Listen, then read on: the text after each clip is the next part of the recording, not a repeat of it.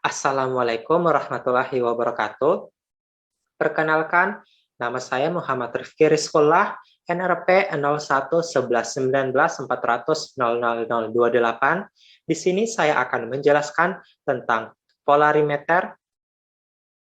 Yang pertama-tama, sebelum masuk ke polarimeter, kita harus tahu dulu bahwa di alam semesta ini yang kita lihat, benda, energi yang kita rasakan, dan lain-lain itu terbagi atas dua jenis, yaitu gelombang dan partikel. Salah satu contoh gelombang adalah energi, cahaya, dan lain-lain yang memiliki panjang gelombang dan frekuensi, sedangkan partikel ditandai oleh sesuatu yang memiliki massa. Lalu, kita akan fokus saja kepada gelombang, di mana gelombang ini dapat terbagi dua jenis, yaitu berdasarkan arah rambatnya dan berdasarkan medium atau zat perantaranya. Untuk berdasarkan medium atau zat perantara terbagi atas dua, yaitu gelombang mekanik dan gelombang elektromagnetik. Gelombang mekanik adalah gelombang yang untuk merambat dia harus membutuhkan medium perantara, contohnya adalah gelombang suara, sedangkan gelombang elektromagnetik adalah gelombang yang tidak membutuhkan medium perantara untuk merambat. Salah satu contohnya adalah cahaya. Sedangkan berdasarkan arah rambatnya, gelombang terdiri atas gelombang longitudinal dan gelombang transversal, di mana gelombang longitudinal ini arah rambat dan arah getarnya searah, ditandai dengan adanya rapatan dan regangan. Sedangkan untuk gelombang transversal itu, arah rambat dan arah getarnya tegak lurus, ditandai dengan adanya bukit dan lembah.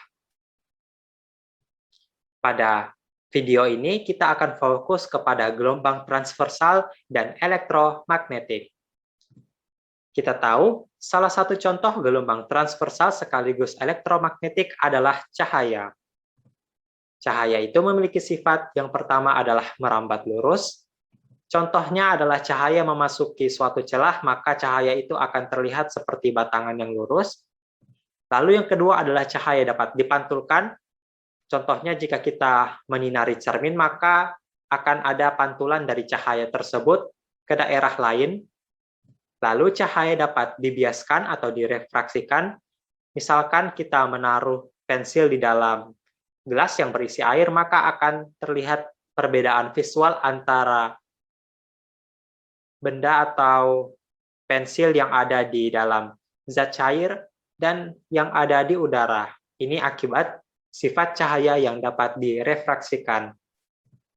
Lalu ada cahaya dapat diuraikan, misalkan adalah cahaya putih yang diuraikan menjadi berbagai macam warna.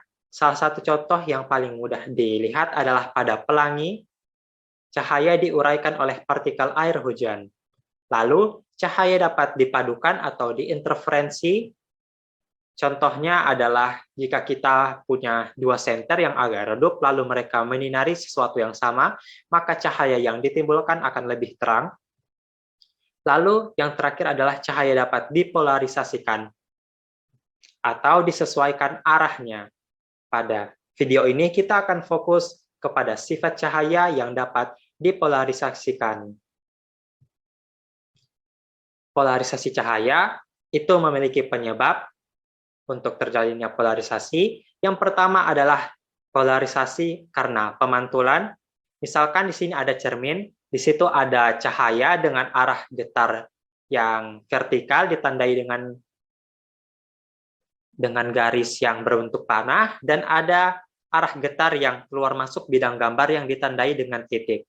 Jika dilakukan pemantulan pada cermin, maka kita lihat di situ cahaya dengan arah getar vertikal yang berbentuk tanda panah itu akan diserap oleh cermin, dan yang tersisa adalah cahaya lainnya yang arah getarnya itu keluar masuk bidang gambar. Ini adalah salah satu penyebab terjadinya polarisasi cahaya akibat pemantulan. Yang kedua ada penyerapan, hampir sama seperti cermin tadi, bedanya adalah arah getar lainnya itu diserap oleh bahan dielektrik, sehingga yang diloloskan adalah cahaya dengan arah getar tertentu sesuai keinginan. Lalu yang ketiga adalah penyebab terjadinya polarisasi cahaya adalah pembiasan. Misalkan di situ ada cahaya dengan dua arah getar, lalu ia memasuki suatu medium, maka akan dibagi menjadi dua cahaya dengan arah getar yang berbeda. Lalu yang terakhir adalah akibat hamburan. Misalkan cahaya menabrak sebuah partikel, maka partikel ini akan menghamburkan cahaya yang sebelumnya misalkan dua arah getar. Setelah dihamburkan oleh partikel ini, maka ia hanya memiliki satu arah getar. Lalu, polarisasi cahaya itu berdasarkan bentuknya terbagi atas tiga: polarisasi linear, polarisasi melingkar, dan polarisasi elips. Contohnya adalah seperti ini. Jika kita lihat bentuknya, linear itu artinya lurus, lalu kita lihat di situ ada sirkular, di mana sirkular ini cahaya akan membentuk seperti lingkaran seiring arah rambatnya. Misalkan dia mula-mula berada di sumbu Y, lalu kemudian seiring waktu dia akan semakin berbelok ke kanan ataupun ke kiri. Lalu ada polarisasi elips, ini hampir mirip dengan sirkular, hanya saja beda di antara sumbu vertikal dan horizontalnya, di mana pada sirkular itu sumbu horizontal dan vertikalnya kita lihat dalam polarisatornya itu sama. Nah, kita tahu bahwa misalkan cahaya ini memiliki medan listrik E sepanjang sumbu X, EX, dan sepanjang sumbu Y, EY. Persamaannya seperti ini, di mana ada beda fase epsilon. Untuk polarisasi linear itu ditandai epsilonnya adalah 0 atau kelipatan P. Sedangkan polarisasi melingkar itu ditandai dengan epsilonnya ini kelipatan P per 2 dan ditambah 2M, di mana M ini adalah 0, plus minus 1, plus minus 2, dan seterusnya. Untuk polarisasi elips itu hampir mirip dengan polarisasi melingkar, tetapi ada satu syarat, yaitu E0X tidak sama dengan E0Y. Karena E0X dan tidak sama dengan E0Y ini, makanya kita lihat tadi di gambarnya itu sumbu Y dan sumbu X-nya itu garisnya itu tidak sama.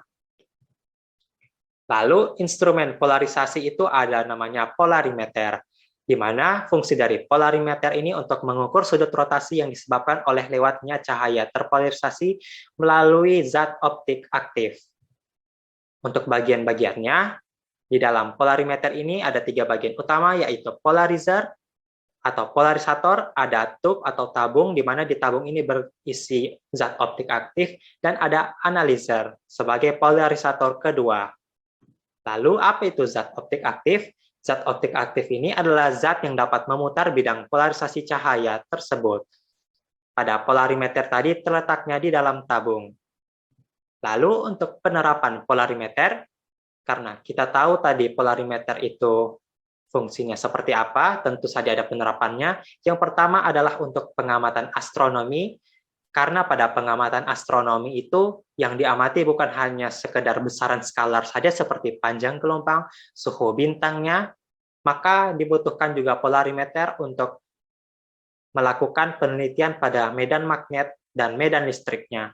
Lalu yang paling mudah kita pahami adalah untuk analisis madu. Kita tahu tadi zat optik aktif itu dapat membelokkan cahaya, maka untuk analisis madu, karena salah satunya dalam madu ini ada glukosa, kita tahu tadi salah satu contoh zat optik aktif adalah glukosa, maka menggunakan prinsip polarimeter, glukosa ini dapat dianalisa untuk mendeteksi keaslian madu berdasarkan tingkat glukosanya.